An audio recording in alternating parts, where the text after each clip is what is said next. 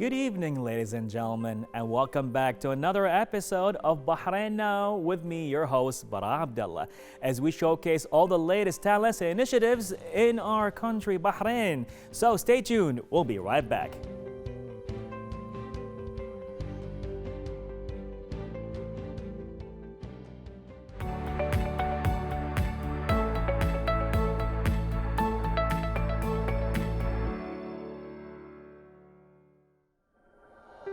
Creativity and art know no age limits to prove it is in the following report. So let's check it out.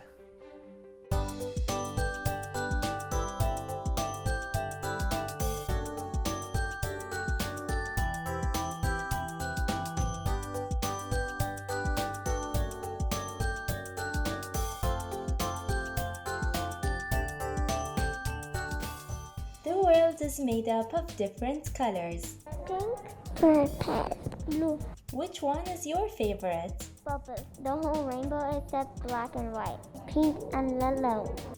Picasso said it, every child is an artist. The problem is how to remain an artist once we grow up. Feed your children's talent and let it grow as they grow up.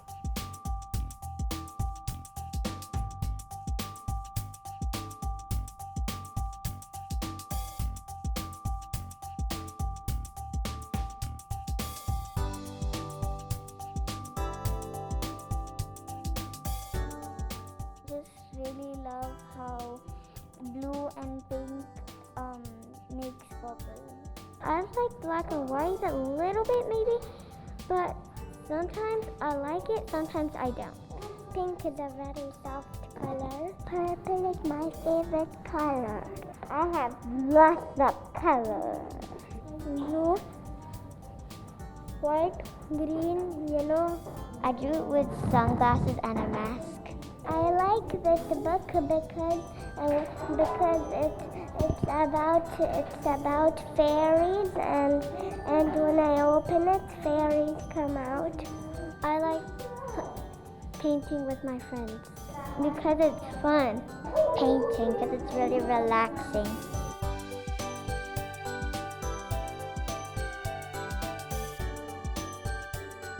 Mariam Al-Bayati reporting for Bahrain International. Thank you for watching.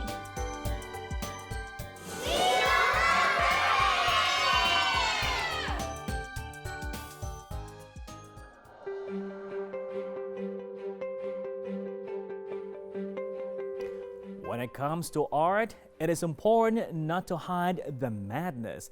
Founder of Wild About Art Studio and Artsy Craftsy Home Kits, Sana Asad. Well, welcome to our studio tonight. Thank you so much for having me. A pleasure. So, what's happening here? First of all, tell us about your studio. Okay, our studio is located in Jufair, and I started as a community-based 2015, and now it's full-fledged art and design studio. Wow, so we like 5 to 6 years in the making. Yes. So we had a lot of things going on in 5 years. What made you think that it's time to make it a legit brand from a community-based project? Actually, we were growing, and it's all word to mouth. Like your kids are coming, and you were happy. You can see the progress in their development, and then you refer to your friends. Right. So we were growing, and it was not possible for me to just take 5 to 6 and then 10 to 20 kids in my living hall. Okay. So then we decide that we will go with the legal things and we will register Wild About Art as a company. Okay. And then we open a studio and then still like going on and growing, mashallah. Wow, that's beautiful. I mean, it's that decisive moment, right? When you realize that's it, things are getting bigger and bigger. and better, and now it's time to expand. Yes. Were you kind of like nervous? Are you going to take that big step? I was. And still sometimes like it feels like a pressure because I don't feel that I'm doing a business. It's something comes from my heart, and it's something like a passion for art. Okay. And that's what the main thing, but then we have to follow the rules and other things, so we need to go for the legal things to make it all seems like everything is we are following the regulations and everything, but definitely art is something which I'm very passionate about. Okay. And it's like a home base like when the kids come to the studio, it's like a family to us. It's beautiful. It's beautiful. I mean, you've been telling me that you had kids from the age of 5 that started with you as a community-based project, and now they grew with you all the way. Yes. 5 years, 6 years, becoming 11 and 12. Yes. So it's like a beautiful journey right there. Yes. Love it, love it. So now from studio to this product, artsy craftsy. That's a tongue twister. I love that. Yeah, Artsy Craftsy box actually started in July. It's very new. It's like my new baby. Okay. And it basically, we introduce Artsy Craftsy box for parents and kids to create at home. Especially in this lockdown situation and the COVID, the children are not able to come to the studio, but they still want to do it. And also there is one thing that the kids are continuously sitting in front of the screen, and we want to just cut down that time. Okay. So we thought, why not we will design something which they don't have to sit in front of the screen to follow the instructions. So all the instructions were given through the PDFs and the printouts and the card forms, and then there is something which they can run their imagination wild. I love this. I love this. So we got the unicorn, we got a rainbow. So what do they get in the box? See, Colors? when this box is called like a whimsical unicorn box. Whimsical. And when it's whimsical, so the kids are free to use their own imagination, their colors. And in this box, they get the paints, they get the glitter, they get the paint brushes, whatever is needed, required to make the sample what is in front of you. Okay. And the rainbow, because unicorns without the rainbow doesn't make sense, and kids love rainbow. So this is like a complete set when they get the unicorn, especially with the stand. Okay. So they can just display somewhere and be proud of, this is what I did it. Okay, it's like a surprise, you know, every time they get a box, they get like a surprise, different colors, or do they choose what they want? No, it's a set like a unicorn colors. We make all the pastel colors, and the colors are also customized. Like we try to make the colors which will go as a vibrant. So we try to add like a chalk paints, and we use some acrylic and mix them together to make the better quality, because when the kids are at home, they really don't want to spend more time, because in the studio we can ask them to add another layer, or no, you need to put some little more color. So for the home kits, we really design the paints in terms of that they don't need to add many layers on the work. They can just add the color, and the color will be very bright. Okay. And for the artsy craftsy, so far this is the new latest kit what we have offered. But in future, we will be designing more for boys and for girls. Okay. And the other box is like the big box with what they get. It comes with the drawing and painting lessons. Oh, they got the lessons. Lessons, yes, Yes, but without the screen time. Okay, well, you know. Because the whole day kids are already sitting in front of the screen. Might as well. Yeah, so let's just give a little break and let them do something without the screen as well. How has been the reception like? Okay. Oh, wow. Did I ask a big question here? See, it was a tough thing, but definitely everyone has to take precautions and everything. Right. So we are also in the flow, going with the flow. Right. Okay. Definitely. I mean, but it looks really promising. Yeah. I mean, the colors are. What about for adults? You said kids. What about people like ourselves, like therapeutic, let's say, kids? Therapeutic art. No, we did not design any therapeutic class like kits, but there are classes. They are welcome to come to the studio for their therapeutic sessions. I do offer sip and paint classes, like they can come for socializing, and they can come with group of friends, and then they can paint, they can talk, they can relax. We need that a lot to reflect on the life we got here. We need different colors. What colors can soothe adults the most? What did you notice? Oh, the color, for me, color is, I can't pick one color. Okay. Because it's like all the colors are something, when we go to the pastel, it gives you the different feeling. When you go to the warm color, it's something very different. So it's very difficult for me to pick one color to tell you that this color can soothe you. But nowadays, the favorite is the teal color. Teal? Yes, it's like you can say that everyone loved this color combination with teal and lavenders, and you know, so yeah, this you can say, but not for me. I love all the colors. All right, you don't discriminate. No, I cannot. It's like we can't choose one baby, right? Okay. I can't pick my elder one or the younger one, so all are equal. So colors are also equal for me. All right, that's Yeah. beautiful. That's beautiful. So the kids, adults, everybody gets to actually enjoy this the most. Exactly. Amazing, The amazing. main thing is art should not be a stress that looking for the final product or worrying about the final look of your work. It should be a process where you enjoy the process. And the product will definitely come and reflect if you are enjoying your process. But if you are throughout the session, if you are tense and stressed, then you will not get that, you know, the reason why we do the sessions for you Right. to relax, even for the children also. We need to go with the flow.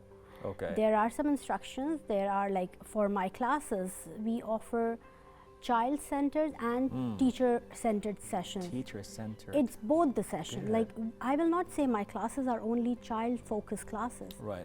They start with the teacher-centered, and then we make it to the child-centered class. Like, it starts with a guided drawing, painting, elements of art, teaching, and then when they fulfill all the things and they are ready to start run their imagination wild, Let it go. then they can start with the choosing their colors and paint, and everything comes there. But it will go as a, you know, side by side. Okay. So- I love this. I love this. I think you never know. Me and my kids will just pass by. Anytime, and you're just welcome. color a unicorn. Of course, anytime. And it's So- okay if you are doing a horse and turn into a unicorn. Yeah, I can do Yes. that. It's possible. Of course, why not? Okay. Because for a second I was wondering. You know?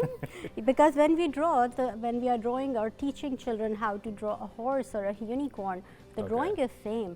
Sometimes they are doing horse and then they add the horn, and it's okay. It's okay. Yeah, Why not? it's your work. You can do it anything you want. Well, they're soothing, they're fun, and it's a very smart product, if I may say the least. So, future plans, you're still on this? You're just like still testing the product to see how So it goes? far, yes, because we really want kids to come to the studio and get that vibe of studio. You know, when you are in the place, Right. you get that you know, motivation from the teacher, and one-to-one sessions are still, you know, Yeah. and but these kids will always remain there as terms of their home kids or their birthday party kids or their if you want to gift somebody, why not try some from art. So but let's see how things will be, but let's see how. All right, well, best of luck. Thank you so much. Artsy, craftsy. I'm going to practice this more. Yeah. Can you say it 6 times fast? No, Really? I'm just asking. We can try. Artsy, craftsy. Okay, Arts- this once. Okay. Artsy craftsy box. Oh, artsy, craftsy box. Yeah. Love that. Great. It has a ring to it, actually. So, future plans, best of luck, Thank you definitely. very Any much. last words to your viewers? Just let your kids create more and more, and if you get time, do give a 5 minutes and create at home, whether it's a scribbling or painting or any craft work. It really helps them in their development.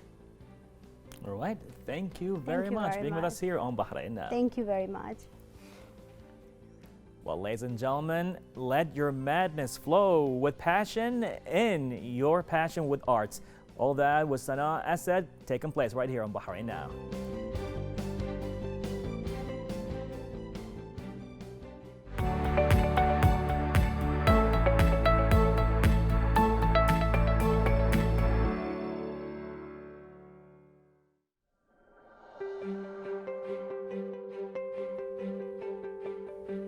Ladies and gentlemen, the MENA Hackathon is one of the Middle East's first region-wide virtual hackathons on cloud-based innovation. Hosted by Tamkeen Bahrain, powered by Amazon Web Services, and organized by Etijah Coaching and Consulting Services. To talk about it further, we are joined by Dina Shabib, the founder of Etijah Coaching and Consulting Services. Well, welcome to the studio. Thank you. How are you? Great, great. Thank you so much for this opportunity, for this invite. Oh, It's definitely. a pleasure being here today. Definitely, definitely. So, tell us more about Etijah. Okay, so Etijah Coaching Consulting is a company that I started 10 years ago this year with the goal of focusing on human capital development. We have our coaching arm that implements programs. So our programs are for high school students, university students, recent graduates and young professionals. And then our consulting arm supports companies by helping them with strategies and business plans. And we are a social enterprise, so everything that we do has to have a social impact. That is something that's very, very important to us. Beautiful. So there's a lot going on there, huh? Yes. So what about your activities and programs? So we have a lot of activities and programs. We've implemented a lot of different programs in the past 10 years. I would say recently, the current programs that we have going, from the ones that are, I'm going to say my favorite ones. All right. One is our internship program. Okay. This program was launched last summer as a response to the pandemic. So we realized, because we work with universities and students a lot, we got a lot of calls and we got a lot of emails, and people were asking us if there were internship opportunities, because they were having a really hard time finding internship opportunities due to the pandemic, due to companies starting to work from home, work remotely, and things still being a little bit unstable. So interns were having a hard time finding training, or students were having a hard time finding training.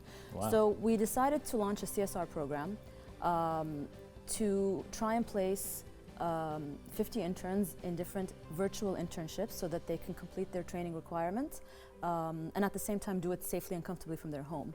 So we put together the program, we spoke to companies, we got positions, we made sure they actually had projects for the students so that it wasn't just going to be a sit at home and wait until someone calls you to do something. Right. And when we launched it, we actually got 800 applications in the first month. 800? Yes, 800. That's a huge number. It was a huge number, and unfortunately we weren't able to accommodate that many, but we tried our best, and alhamdulillah, by the end of the year we managed to place over 200 students. That's amazing. That's amazing. Yeah. I mean, you were very busy. So alhamdulillah, yeah, and we kept this program open till today, so even this summer. The only difference is that now some companies prefer in person, but some are still happy with virtual. So it's a mix, but it's still available, and we're hoping to be able to help as many students as possible. So this is one of my favorite programs. Right. The other one that I'm going to say has been keeping us really busy and has been really exciting is the MENA Hackathon. Yes. And we actually just officially launched yesterday. So we had an official launch event yesterday for the MENA Hackathon. And this is the second time we do it. So we ran this hackathon last year for the first time. We started working on it in September, and the actual event happened in January.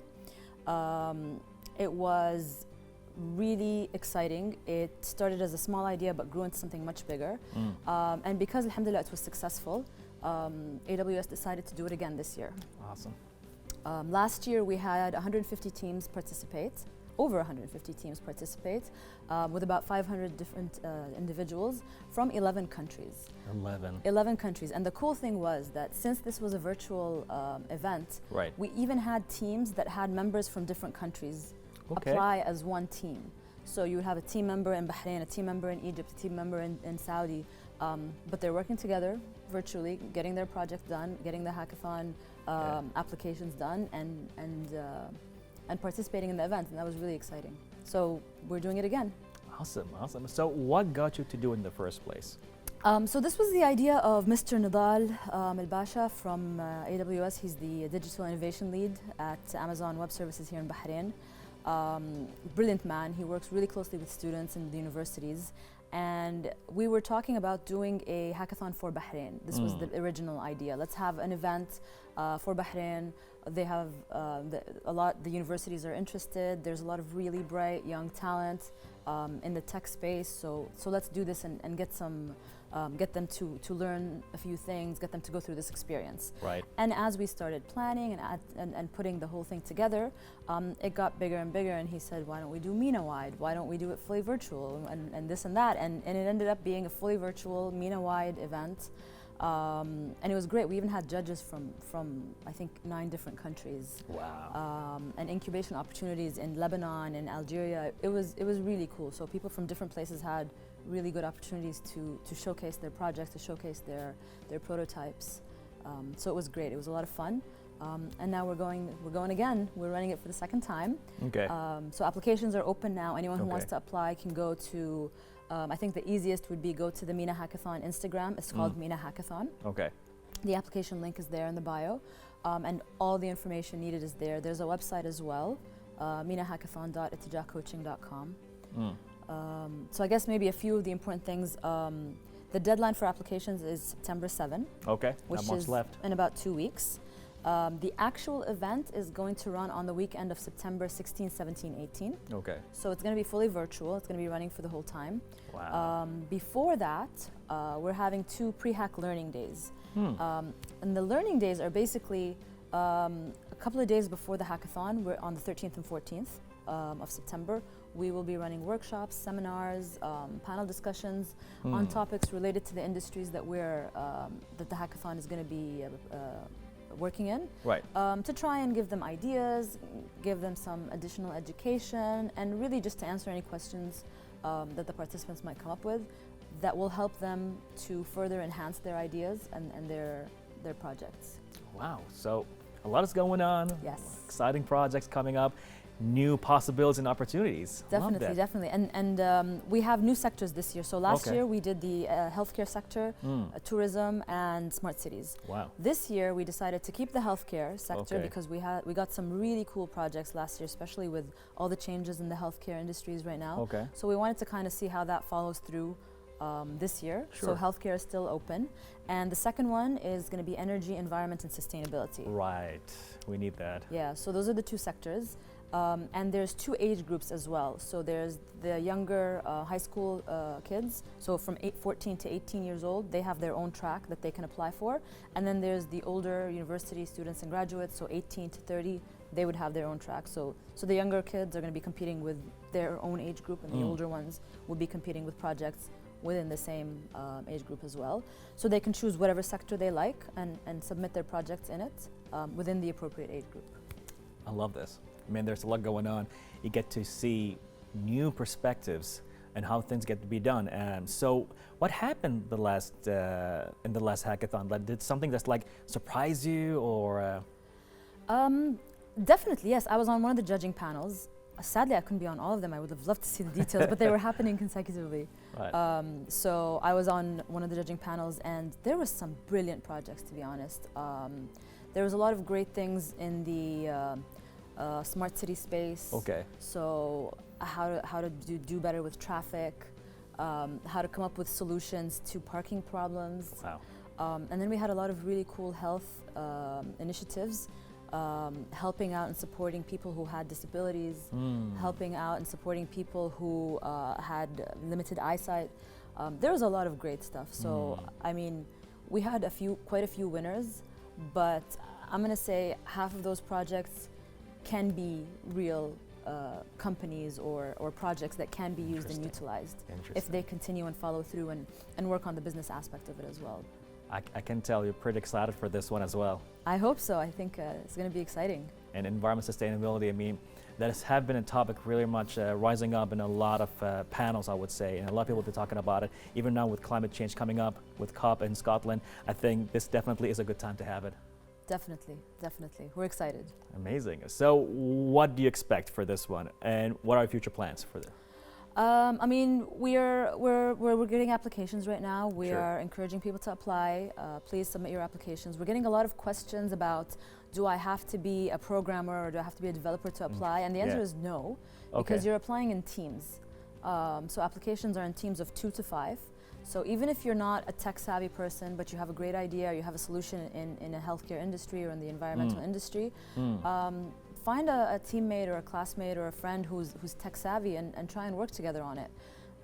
Because honestly, the best projects come from diverse teams that are not all tech people or all from a certain background.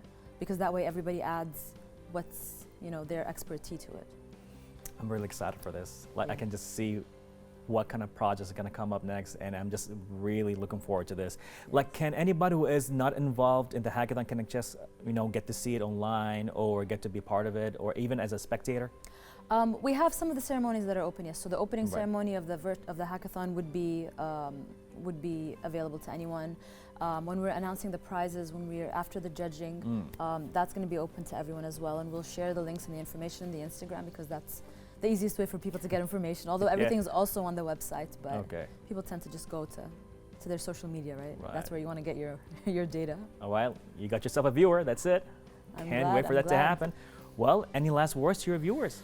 Last words. I mean, I want people to apply. I think they should take this opportunity. It's a great experience. There's so much learning that can come out of it. It's an amazing experience. Everyone who participates is going to get a certificate. So just participate, check it out, see how it is, see how you feel. It's a self-discovery journey as well. There's a lot of really cool prizes. There's AWS credits, there's private customized workshops, and. So there's a lot you can get out of it. And again, it's not for the prizes. The experience is great. We had some amazing feedback from people who participated last year about what they've learned, how much they got out of it. I mean, you get to learn how to pitch. So there's even communication skills enhancement. So there's a lot of great things that can come out of this. And I really just encourage everyone to apply. I feel like applying myself, actually, you know? Find myself like two Find developers. yourself a team and why not? Well, get one in C#, Python, you know? Yeah. AWS, let's make it happen. Definitely. Yep. Really appreciate the effort. This is amazing, not only for me and for Bahrain, but even to the world as well. And we never know what's going to happen. You know, new project and opportunities can just come up out of the hackathon. Definitely. Much appreciated. Thank you.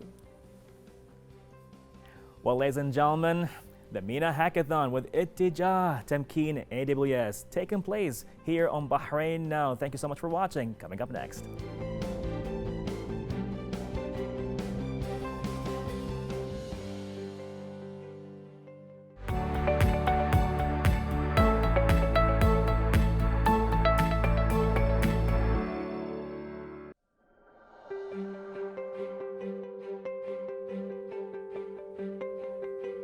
Welcome back, ladies and gentlemen. We're here to shed the light on yet another local talent, Fawaz AlShaikh, who is here to share with us his musical journey and share with us all the details on his latest album, Conference of Birds.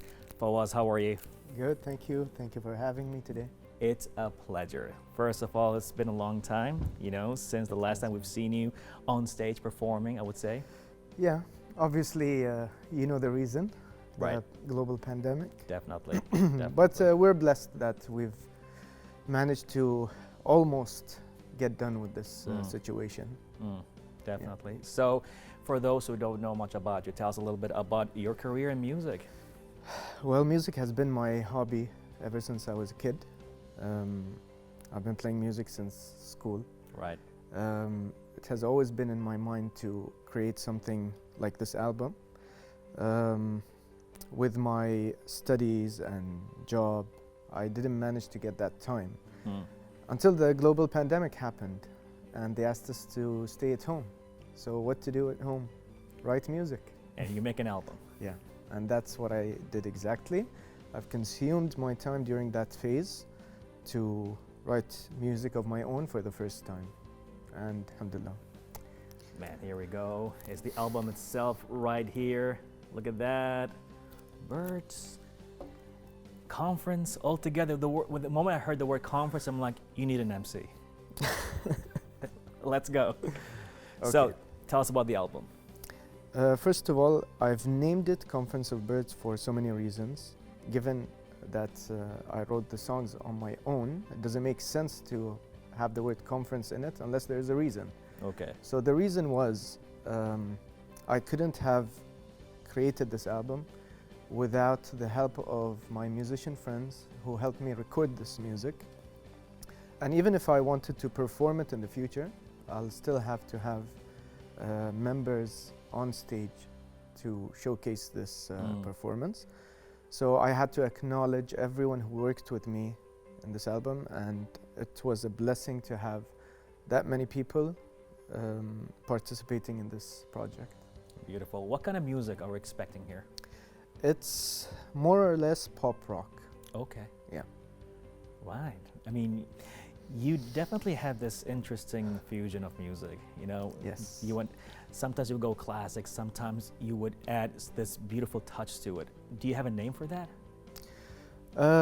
Not exactly, but I can say there are influences in those touches. For example, I've been influenced a lot with music from the 70s and 60s, like the Beatles and Pink Floyd, in addition to having an inspiration from local artists who have been there for a while.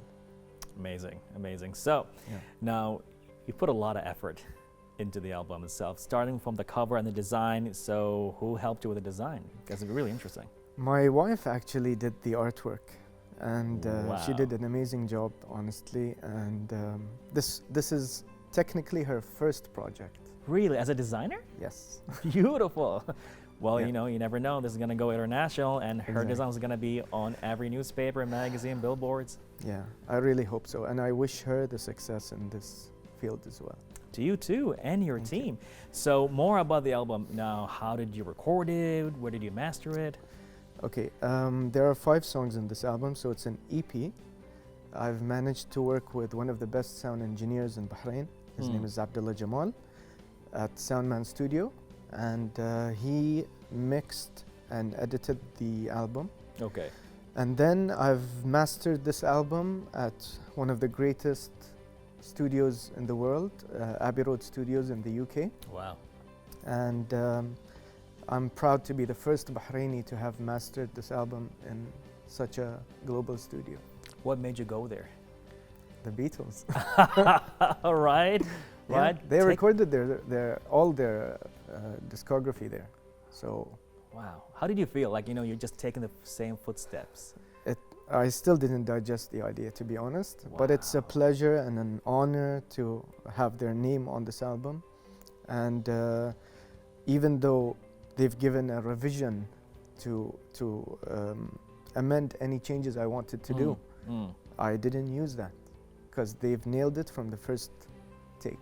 I mean, what's so interesting about what you do in your work, you don't only just, from what I understand, it's not only a passion, you study it. I still remember back in the days, you know, we're talking about not even high school, like middle school. We were Exactly. so studying the Kuwaiti band Miami, if you remember that time. And course, then you we were all so did. into their music. And Yeah. then we were so fascinated with Yanni How do you know that? because we were seeing your work. Definitely. From That's Yanni and true. now the Beatles, it's amazing. You study every musician. It's like you see what they do and then you try to apply it in their real life. I mean, I do. what's the process behind that?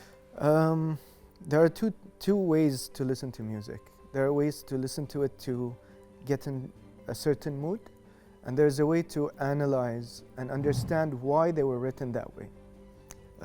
In order to get an inspiration, you need to strip down all the songs that you've heard and try to understand why have they been done that way, and how can you create something having this as a resource. Okay. So that's Okay. a definite advantage Beautiful. when you listen to these music. We're going to apply that even in real life pretty much, see what Oh, you're doing. It's like, definitely. let's copy, paste, Fawaz.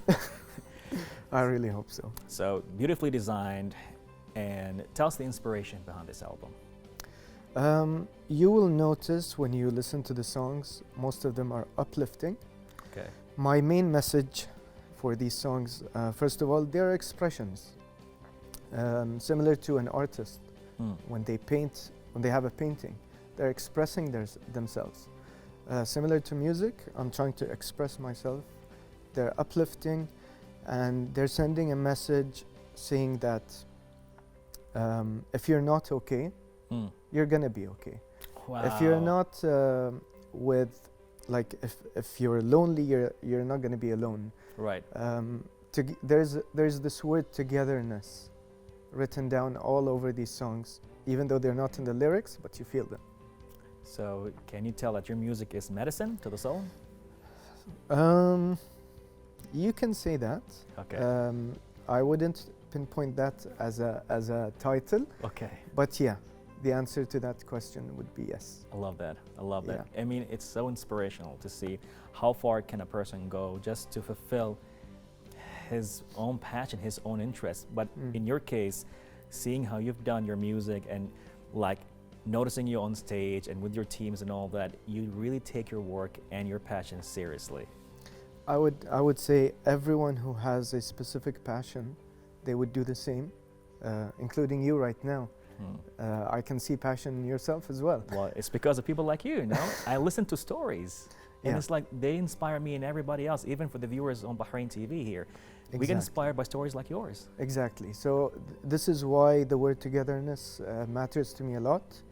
Like I said in the beginning of this interview, without the help of my fellow musicians, the album wouldn't have sounded the way it did. I'm a pianist, a vocalist, but I'm not a guitarist, I'm not a bass player. So I had to bring in those friends who added so much value into them. So togetherness is definitely a huge word in this album.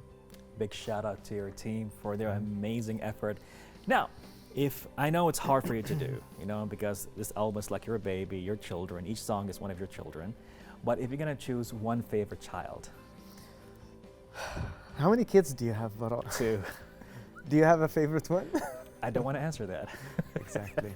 So that's your answer. But they both like Fortnite and Minecraft, so far we're good.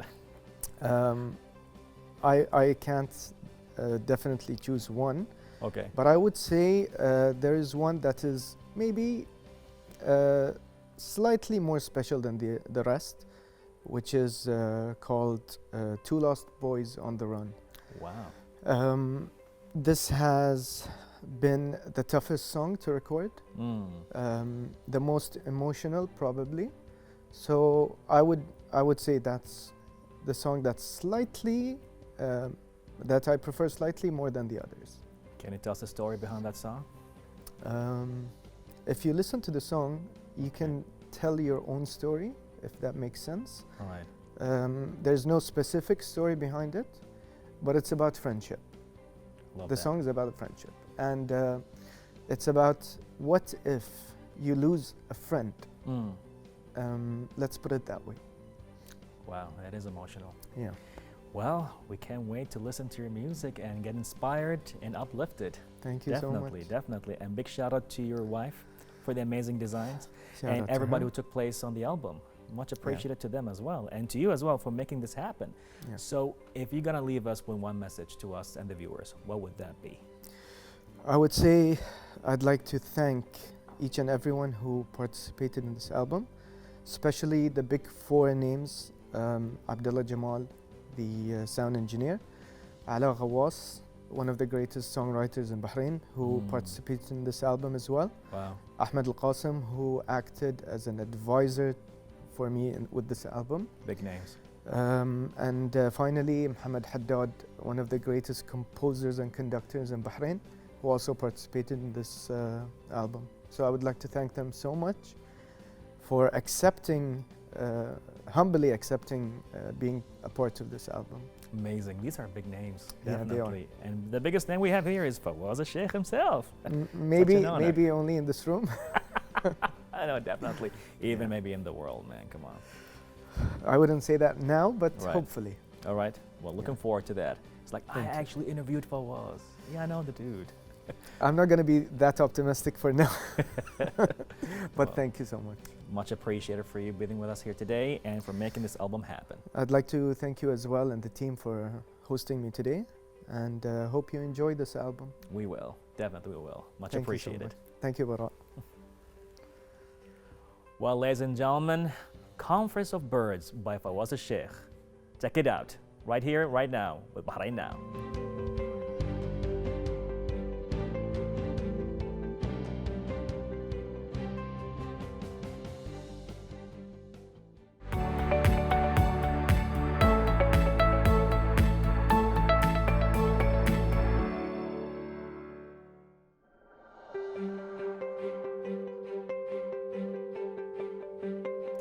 Well, ladies and gentlemen, that's a wrap for another great episode of Bahrain Now.